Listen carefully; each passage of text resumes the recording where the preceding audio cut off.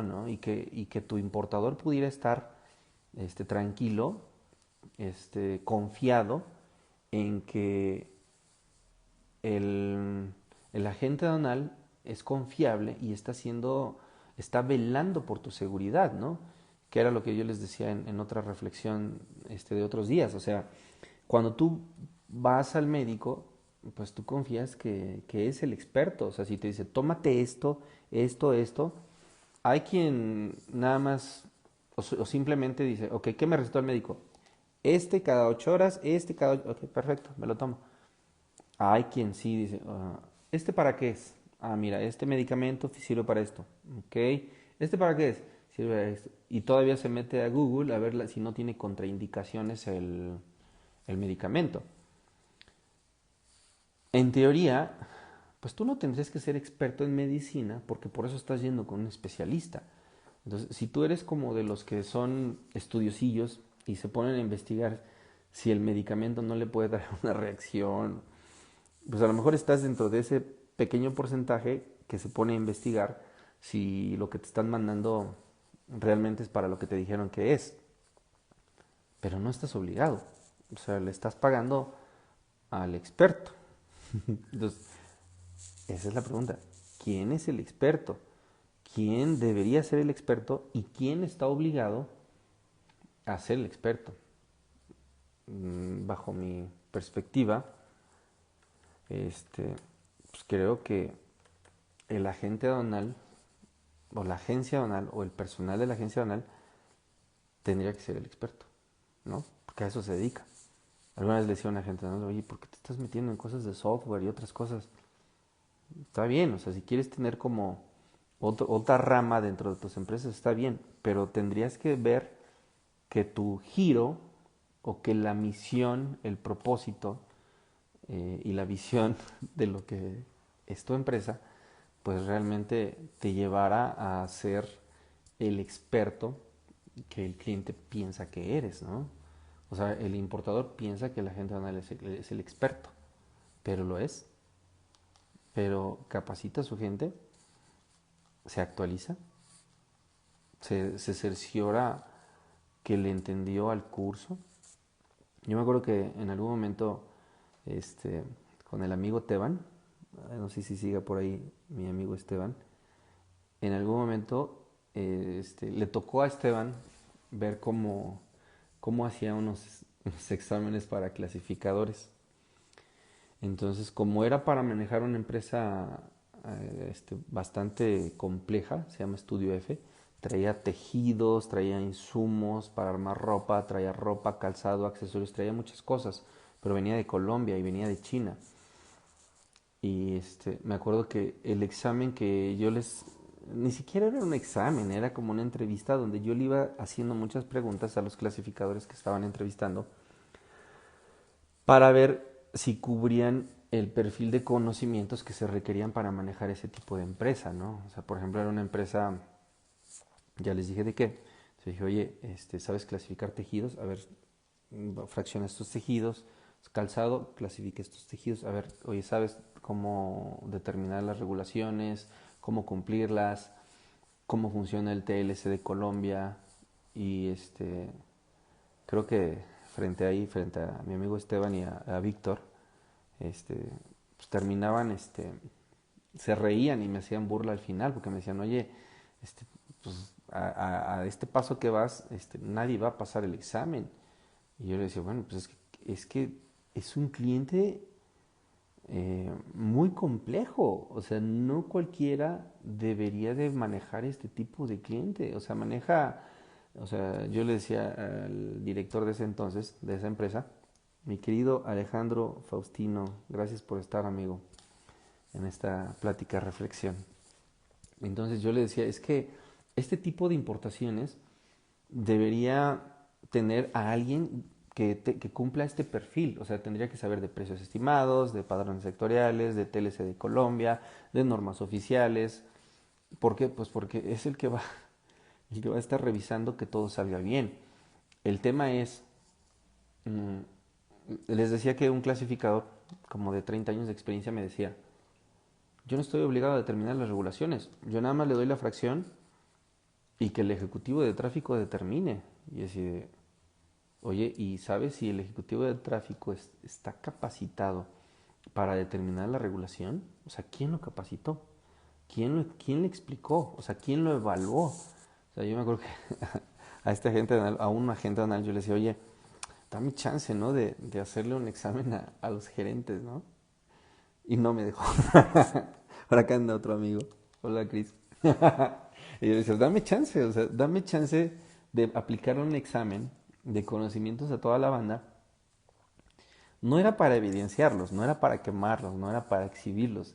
Era un examen, porque dentro de las cosas que yo les ofrezco o les he ofrecido a algunos agentes anales con los que he trabajado, es, digo, mira, si tú me quieres tener clasificando, me vas a desperdiciar. Si tú me quieres tener operando, me vas a desperdiciar. O sea, te puedo ayudar en más cosas, te puedo ayudar a definir tus procesos, te puedo ayudar a armar reportes operativos, a rearmar todo tu diagrama de flujo, hacer un mapeo de tu operación. O sea, cosas que hemos aprendido en todo este tiempo que hemos estado en diferentes tipos de empresas, que vas viendo diferentes formas de trabajo, donde te das cuenta que todo debería de ser, debería tener una forma de evolucionar o de mejorar o de superar. Primero hacia ti mismo o hacia dentro de la misma empresa, ¿no? Pero pues también de repente volteas y dices, oye, pues tienes mucha competencia, o sea, ¿cuántos agentes anales hay? Y ya a veces no estás compitiendo solo con el precio, o sea, estás compitiendo también con el servicio, ¿no? Y con el nivel de conocimientos.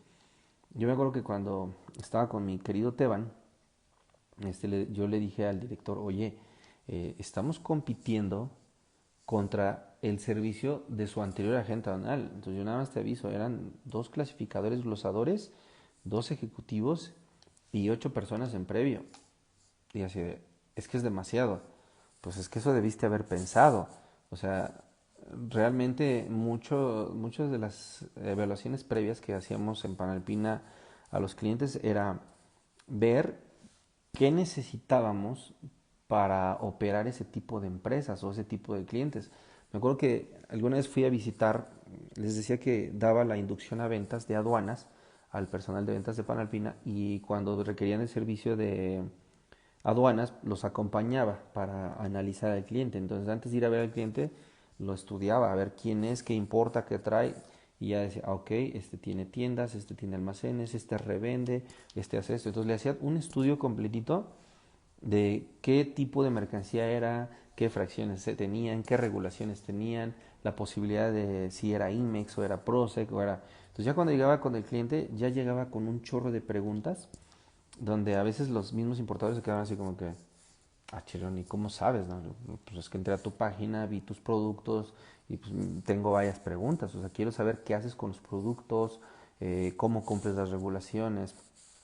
Entonces me acuerdo que hubo un cliente que por parte de la filial en Alemania estaban forzando a que lo manejáramos en México, ¿no? Entonces cuando lo fuimos a ver, este cliente pagaba nada por despacho.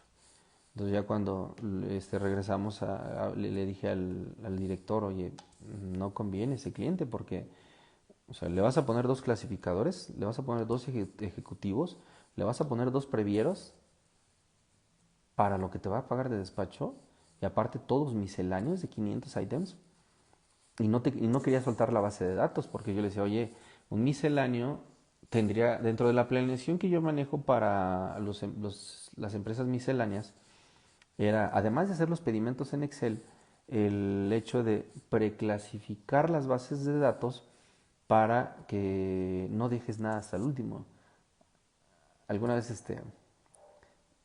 le decía a un clasificador del Laredo, bueno, vive allá, no, por aquel lado opera, ¿no? Y le decía, es que si estás clasificando hasta que llegue el previo, pues ya estás frito. O sea, mucho de lo que clasificábamos con mi amigo Austria, lo que iba a llegar el lunes, el jueves ya estaba clasificado, ya estaba hecho el pedimento, ya estaba glosado, ya estaba todo hecho.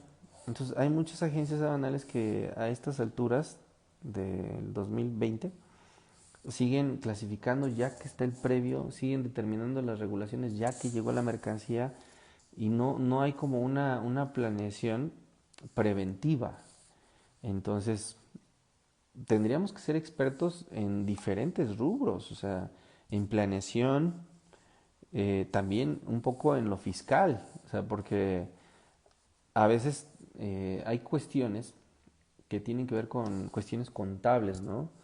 Apenas me decía un amigo, oye, es que se va a hacer una rectificación, va a generar un saldo a favor y se va a solicitar una devolución. Pues es que eso lo tiene que ver el contador.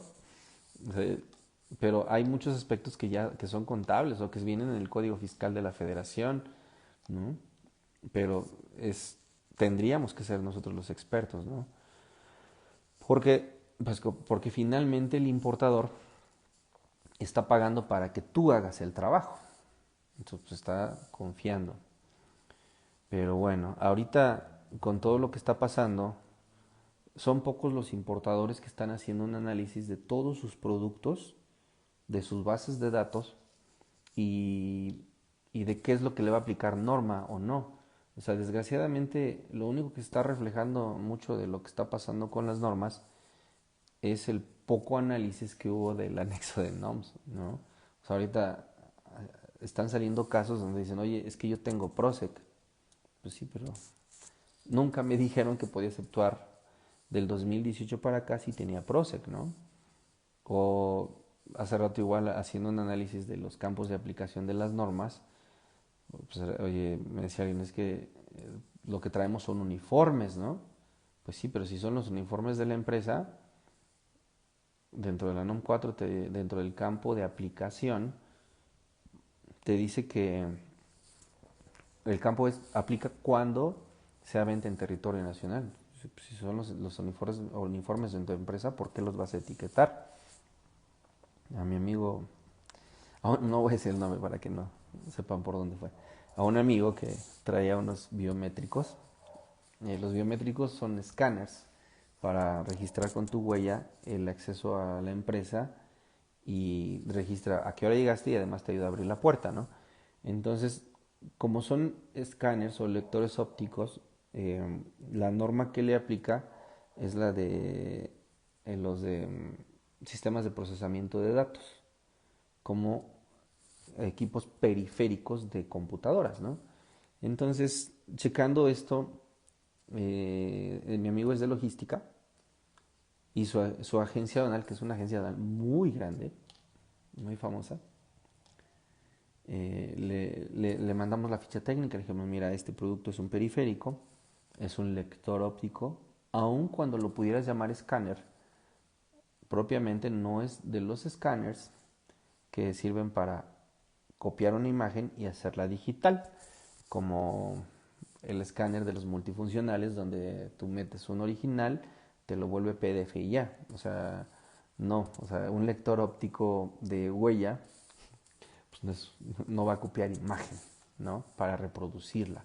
Solamente va a leer tu huella, va a mandar la información, decir, ya llegó el mismísimo capo, llegó a tal hora y le abres la puerta si corresponde al área del acceso a donde quiere entrar. Entonces, esa fracción del 84, 71, 60, 03 tiene como 4 normas oficiales de certificación, pero el aparato ya tenía su certificado de la norma de los aparatos de procesamiento. Entonces, cuando le pasan el embarque a esta gente aduanal, le mandamos la información y dije, mira, como le doy consultoría a este amigo, le hice como todo el desglose. Mira, el aparato es esta es la fracción, esta es la regulación que le aplica y se exceptúa de todas las demás. Entonces el clasificador y el ejecutivo de aeropuerto así de, déjame ver, se lo pasan al especialista de Veracruz y así de, déjame ver, y se lo pasan al de normatividad y así de, déjame ver, y así de, pasan las horas y pasan los días y así de, oye, ¿vas a manejar el embarque o qué onda?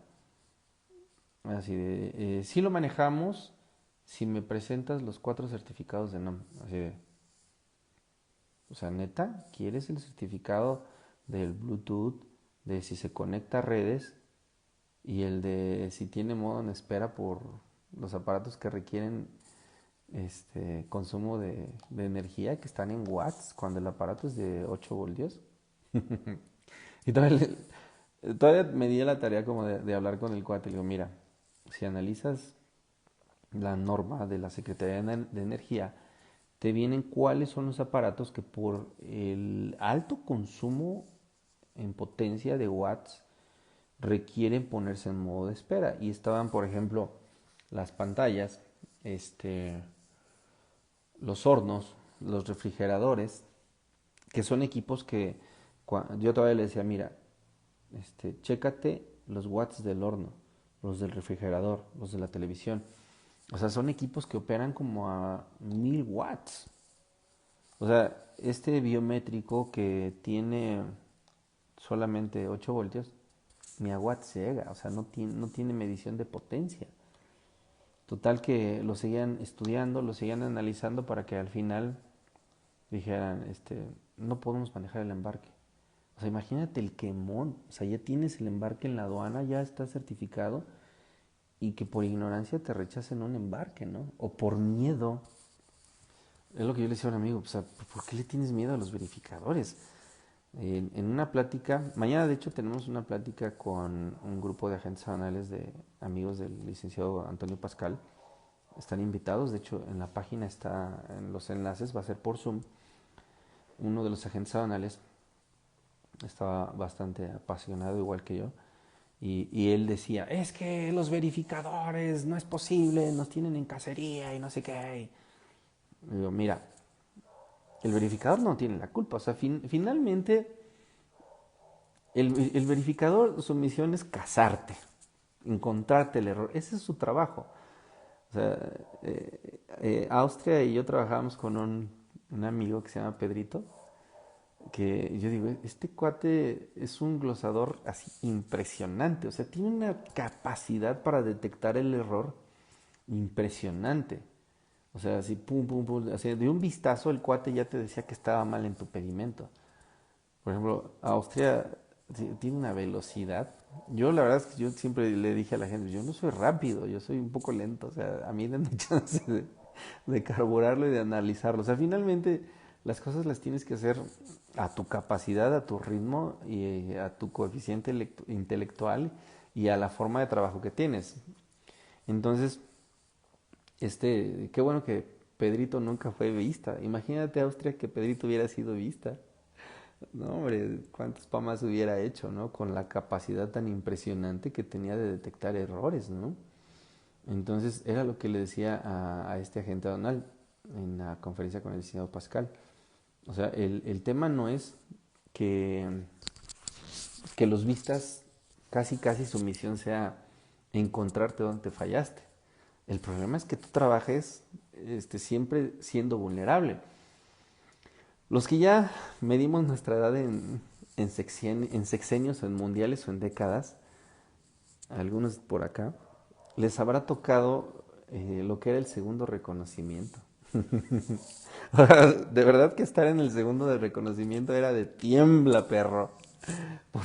Porque los dictaminadores, creo que se le llaman dictaminadores, que estaban en el segundo reconocimiento, eran unos perros. O sea, había algo muy padre dentro de ese tema de los dictaminadores. Una característica que tenían era que sabían muchísimo los cuates.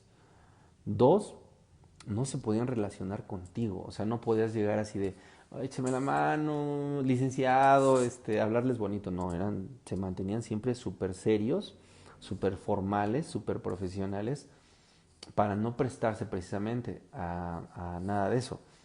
Échame la mano, ¿no? ¿Cómo le hacemos, mi jefe? Entonces, otra cosa que los caracterizaba en aquel entonces era que ganaban muy bien. O sea, los dictaminadores, yo me acuerdo que en los 1990 y algo, esos cuates ya ganaban arriba de 35,000 pesos. En los 1990 y algo. Entonces, en aquel entonces que con 1,000 pesos llenabas el carrito del súper, ganaban muy bien. Entonces, era difícil de sobornar. O sea, ahí no existía el artículo 300, ¿no? Entonces, a Alex y a algunos, y no sé si a ustedes, ¿no? Nos tocó trabajar en operativo. O sea, cuando a una patente, cuando un agente aduanal empieza a fallar, a fallar, a fallar, a fallar, corre el riesgo, en el mejor de los casos, que lo pongan en operativo. Entonces, cuando a un agente aduanal lo ponen en operativo, sí o sí, todo toca